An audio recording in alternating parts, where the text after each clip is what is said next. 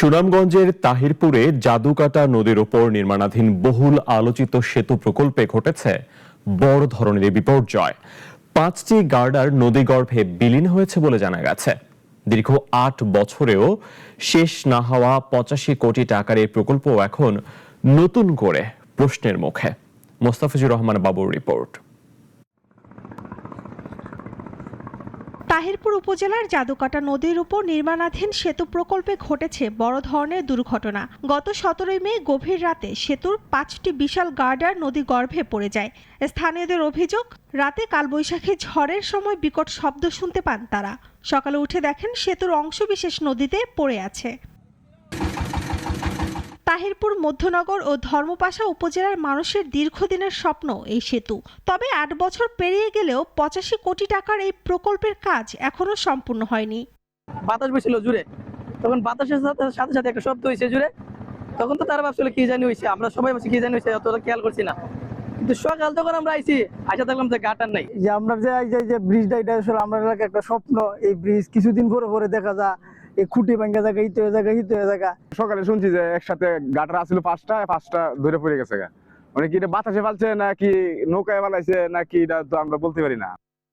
প্রাথমিকভাবে কর্তৃপক্ষ ঝড়কে দায়ী করলেও স্থানীয়দের দাবি নির্মাণ কাজের ত্রুটি, নিম্নমানের উপকরণ এবং দীর্ঘদিনের অবহেলাই এই ঘটনার মূল কারণ।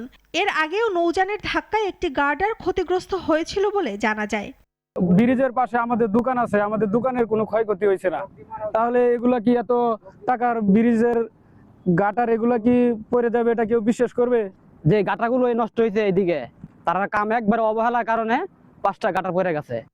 2018 সালে স্থানীয় সরকার প্রকৌশলী অধিদপ্তরের অধীনে সেতুটির নির্মাণ কাজ শুরু হয়। দায়িত্ব পায় তমা কনস্ট্রাকশন কোম্পানি লিমিটেড। তবে নির্ধারিত সময়ে কাজ শেষ না হওয়ায় সম্প্রতি চুক্তি বাতিল করা হয়। এই ব্রিজের কাম অল্প সময় করতে পারতো তারা, কিন্তু তাদের অবহেলার কারণে তারা এই দীর্ঘস্থায়ী করছে। এই বাতাসে ফালাইবার কোনো কথা না, মানুষের যদি না ফালায় 100 জন ফালাই যেত না। হয়তো কোনো শর্ট খাইছে বা ধাক্কা ধুকা লাগাইয়া ফালাইছে। এলজিইডির পক্ষ থেকে বলা হচ্ছে, চুক্তি বাতিলের পর গার্ডারের নিচের সাপোর্ট খুলে নেওয়ায় কাঠামো দুর্বল হয়ে পড়ে। ঝড়ের সময় সেই কারণে গার্ডারগুলো পড়ে যেতে পারে বলে ধারণা তাদের। আমাদের এখন যেটা মনে হচ্ছে যে স্থানীয়ভাবে এটা ওই সময় কিছু ঝড় হয়েছে, কিন্তু ঝড়ের আগে তো সাধারণত এই ধরনের গাড়া করার কথা না। তবে অন্য কোনো ত্রুটি থাকতে পারে, সেটা হলো গাড়া যে সেটিং করছে যে জায়গাটা, সেখানে কিছু ত্রুটি থাকতে পারে। কারণ কিছুদিন আগে ঠিকাদার তার শাটারিং রিমুভ করছে, ইতিপূর্বে এই কন্ট্রাক্টটি ক্যান্সেল হয়েছে। তবে এই ব্যাখ্যায় সন্তুষ্ট নন স্থানীয়রা।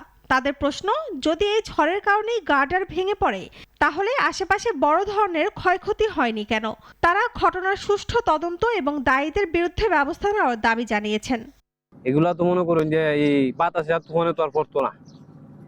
যে কোনো একটা কিছু আছে, আপনারা তদন্ত করুন, তদন্ত করলেই তো বাইরে। সেতুটি চালু হলে 3 উপজেলার লাখো মানুষের যোগাযোগ ব্যবস্থায় নতুন গতি আসার কথা থাকলেও দীর্ঘসূত্রিতা ও দুর্ঘটনায় প্রকল্পটি এখন চরম অনিশ্চয়তায়। শম্পা আক্তার, নাগরিক।